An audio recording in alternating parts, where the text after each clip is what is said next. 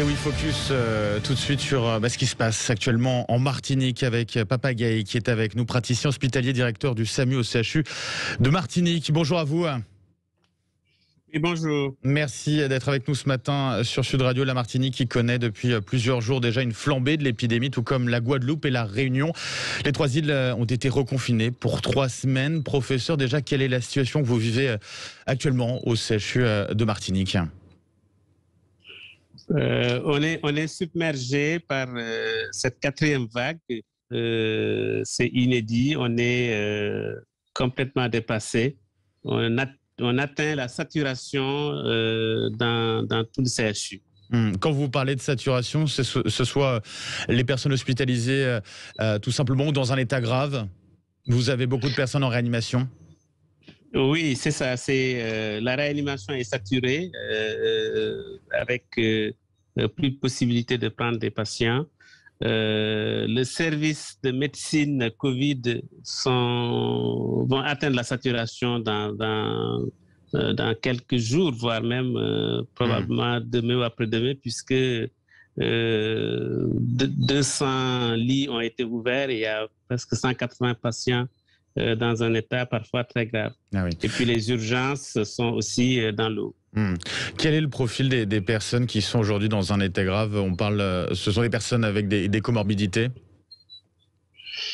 Cette 4e vague est caractérisée quand même par un profil différent des premières ou deuxièmes vagues. Il y a beaucoup de jeunes, d'adultes jeunes entre 30 et 50 ans, avec certes des comorbidités, mais c'est pas tout à fait les mêmes que lors de la première vague. Et donc, il y aura une mortalité qui sera importante parmi la population jeune. Justement, la mortalité, on en parle, 29 personnes qui ont perdu la vie en 4 jours, donc entre jeudi dernier et dimanche. Cette 4e vague du Covid, elle est plus meurtrière que les précédentes en Martinique, Papa Gaye ? Bien sûr, on n'a jamais été dépassé par les précédentes vagues, et voire même un niveau de soins qui était très optimal. Et là, la mortalité va s'expliquer par le fait que les soins vont être dégradés, des limitations de traitement actif vont être faites pour des patients qui avant étaient encore réanimés parce qu'on avait la possibilité, et le fait que aussi les patients arrivent souvent dans un état très grave et vont être intubés d'emblée et vont s'aggraver. Donc cette mortalité, elle est multifactorielle, mais je crois que le plus important, c'est le fait que le système soit dépassé et qu'on soit obligé d'interrompre certains traitements pour donner plus de chance au plus grand nombre. C'est-à-dire, et pour que nos auditeurs le comprennent bien, c'est qu'il y a un moment, dans peu de temps, si rien ne s'arrange, où vous allez être obligé de sélectionner finalement parmi les patients ceux que vous allez pouvoir sauver ou non. Exactement, cette sélection se trie, bien sûr, de façon collégiale en respectant les lois et les règles en matière de déontologie médicale et de limitation thérapeutique vont se mettre en place. On aura certainement une bouffée d'air avec l'arrivée des militaires qui sont arrivés ce soir en Martinique et qui vont ouvrir 10 lits de réanimation. Une cinquantaine de militaires qui sont arrivés, effectivement. C'est ça, qui vont ouvrir 10 lits de réanimation d'ici une semaine. Et des Evasan qui ont déjà commencé pour amener des patients Covid relativement stables vers l'Hexagone. Comment expliquez-vous cette flambée beaucoup plus forte en Martinique qu'en métropole, professeur ? C'est dû à quoi, selon vous ? Il est probable que le relâchement qui a suivi la 3e vague, alors qu'on n'était pas loin, c'était vers le mois d'avril-mai, la reprise effectivement des festivités, des contacts, des regroupements, et notamment chez les jeunes, ont certainement été les détenteurs de cette 4e vague. qui après s'est propagé de façon explosive au niveau de la population. Là, en ce moment, on a atteint un taux d'incidence qui est inédit en France. Hein. Il y a plus de 1000 cas pour 100 000 habitants. 1056 cas pour 100 000 habitants. La moyenne en France, on est autour de 220 à peu près. Donc c'est vrai que on est bien au-dessus. Un autre chiffre, Papa Gaye, seulement 15% de la population martiniquaise est totalement vaccinée. Là encore, comment expliquez-vous le niveau si bas de cette couverture vaccinale sur place et la méfiance importante des Martiniquais concernant les vaccins? On sait qu'ils sont plusieurs à avoir manifesté ces derniers jours.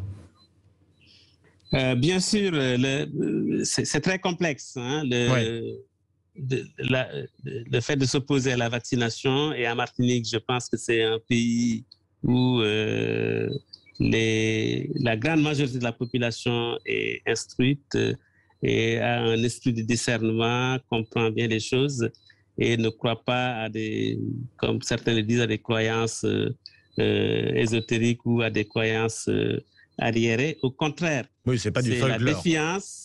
Oui, c'est ça. C'est la défiance, comme vous l'avez expliqué, et qui a caractérisé quand même ces derniers temps une grande partie de la population face au pouvoir public, face au système. Et bien sûr, la communication et la pédagogie nécessaire pour que les personnes n'ont pas à se vacciner, mais comprennent qu'il n'y a pas d'autre alternative, elle est encore beaucoup plus complexe qu'un simple, qu'un simple rappel qu'il faut se vacciner. Et je pense que parmi les anti-vax, on trouve effectivement toutes sortes de croyances et parfois j'allais dire, de jeux politiques ou d'expressions qui sont, à mon avis, beaucoup plus profondes que le simple fait de rejeter la vaccination comme étant un complot ou l'affaire des lobbies et des industriels, des grands industriels.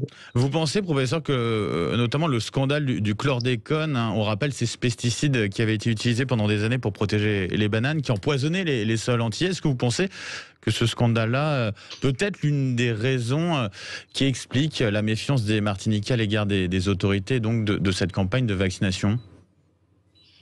Oui, ça a certainement un effet. Hein, l'histoire des chlordécone qui n'est toujours pas encore complètement réglée. L'histoire des sargasses qui envahissent les côtes martiniquaises depuis plusieurs années et pour lesquelles les populations impuissantes trouvent que l'État et les autorités n'ont pas fait ce qu'il faut.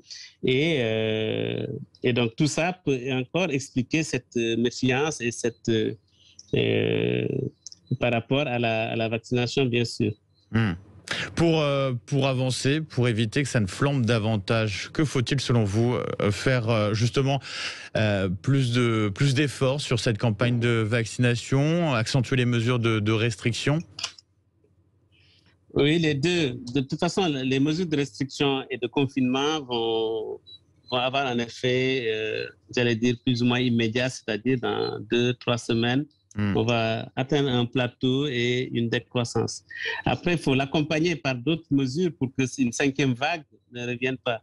Et parmi ces mesures, bien sûr, la distanciation et les mesures barrières doivent continuer, mais aussi la vaccination doit être un élément, j'allais dire, beaucoup plus soutenu pour éviter cette cinquième vague.